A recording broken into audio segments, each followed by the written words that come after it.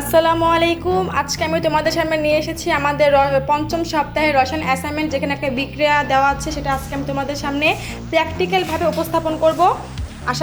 আমি আমার যথাসাধ্য চেষ্টা করব। আর এর জন্য আমি এখানে নিয়ে নিয়েছি মোমবাতি, ভিনেগার, একটা খালি বোতল, একটা স্বচ্ছ কাচের গ্লাস, বেকিং সোডা, আর এখানে একটা বেলুন নিয়েছি। বেলুনের মধ্যে আমি আগে থেকে কিছু পরিমাণ বেকিং সোডা ঢুকিয়ে নিয়েছি। আর এখানে একটা চামচ আর একটা ম্যাচ।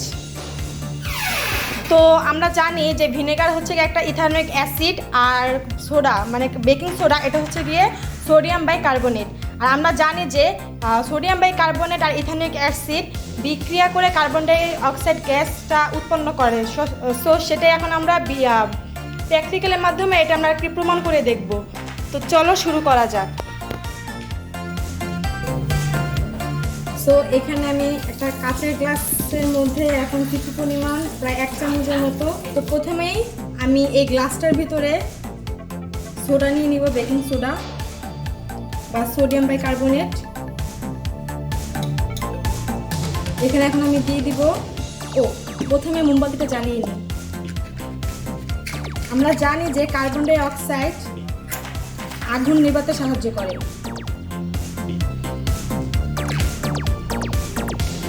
এটা আমি এখন আগুন জ্বালিয়ে দিয়েছি। এখন এর মধ্যে আমি দিয়ে দিব ভিনেগার। আর যখন এটা দিব তখন আমরা বুঝতে পারবো যে কার্বন ডাই অক্সাইড গ্যাসটা উৎপন্ন হয়েছে কিনা।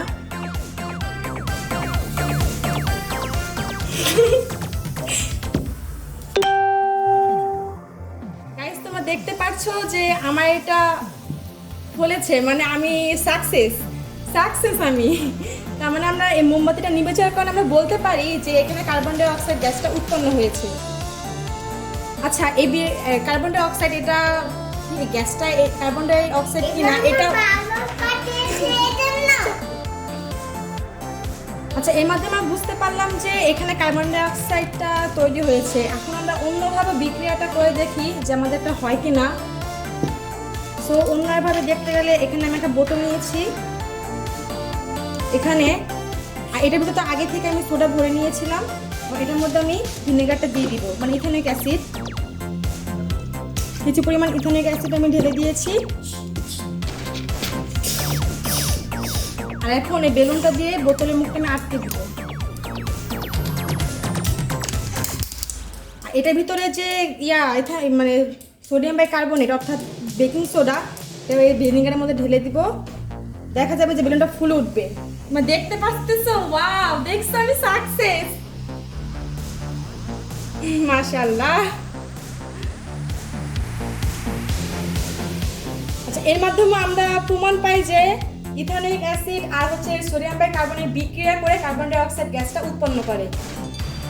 সো আমরা বলতে পারি আমাদের আজকের প্র্যাকটিক্যালটা সার্থক। তো কেমন লাগলো কমেন্ট করে আমাকে জানাইও। আজকে পর্যন্তই। আসসালামু আলাইকুম। গাইস, আমি একটু কিছু একটা কাজ ভুলে গেছিলাম, যে আমি এখানে যে কার্বন ডাই অক্সাইড গ্যাসটা যে ভরছি, এটা যে কার্বন ডাই অক্সাইড গ্যাস সেটা আমি তোমাদের সামনে প্রমাণ করি নাই। এর জন্য এটা আমি আবার করতেছি ভিডিওটা। এই যে বেলুনটা আমি এটা মুখ থেকে ছুটালাম।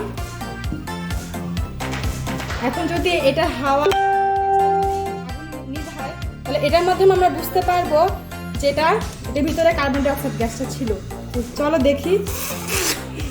দেখলা, নিভে গেল। তার মানে এর মাধ্যমে প্রমাণ পাই যে এটা কার্বন ডাই অক্সাইড।